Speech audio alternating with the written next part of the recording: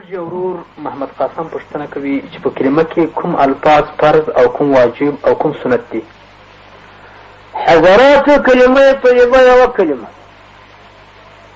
لا اله الا الله محمد رسول په دې کې دا الفاظ واجب یا سنت حضراتو دا نشته. کلمه طیبه فرض عین ده. اوس که تا ویلي وای چې په لمانځه کې فرض څه شي دي، واجب څه شي دي، سنت څه شي دي، خو ډېره ښه وه. یا په اوداسه کې فرائض کمه دي، سنن کمه دي، واجبات په اوداسه کې نشته. یا د غسل لپاره فرضي کارونه څه شي دي، هغه آداب و سنت څه شي دي، واجبات په غسل کې نشته. لمانځه کې درې سره شته، یعنې فرض، واجب او سنت. کلمات طیبه دوه جزه ده، یعنې دوې جملې ده، توحید او رسالت. الله جل جلاله وعم نواله په یګانګۍ باندې منل لا اله الا الله، هیڅوک لایق د عبادت نشته مگر تنها و تنها و تنها الله جل جلاله لایق د عبادت دی. عبادت به تنها د الله پاک لپاره کېږي. لات منات عزا و هبل دا د دنیا بوتان د دې عبادت حرام قطعي کفر دی. یا د غوا عبادت یا د اور یا نور بوتان یا المر و قمر المر و سپوږمۍ د دې عبادت بندګي.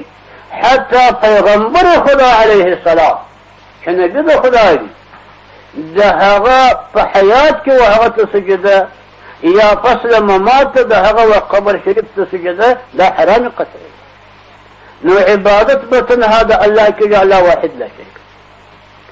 او حضرت محمد صلى الله عليه وآله وصحبه وسلم يقيني وقطع رسول خداي خاتم النبيين او بشر دي. حضرت محمد نمي د فلار نمي عبد الله او دي انسان دي بشر دي او دي عرب دي او دي قريش دي.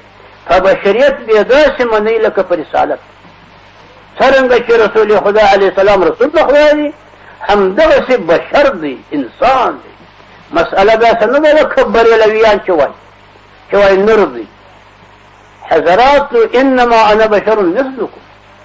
قرآن پاک راځي پیغمبران د خدای په خپل رسول خدا خاتم النبیین علیهم الصلاة والسلام هر یو فرمایي چې زه بشر یم، په شان ستاسې مور پلار لري، قوم قبیله لري، ولادت یې شوی، دنیا کې حیات کړی، د ته مرګ راغلی، د دنیا څخه تللی، خپل اجتماع یې فارغه کړې. نو توحید د الله مسله د ایمان ده چې الله واحد لا شریک، دا به منئ، دا به معقیده وي. ما ورا د پاک رب هیڅوک لایق د عبادت نشته.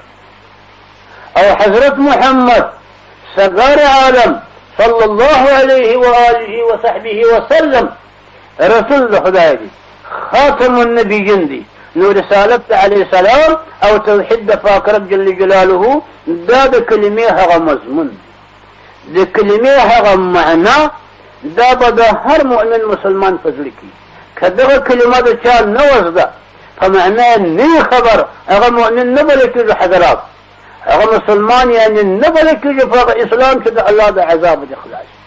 نو کلمات طیبه ټوله فرض عین ده.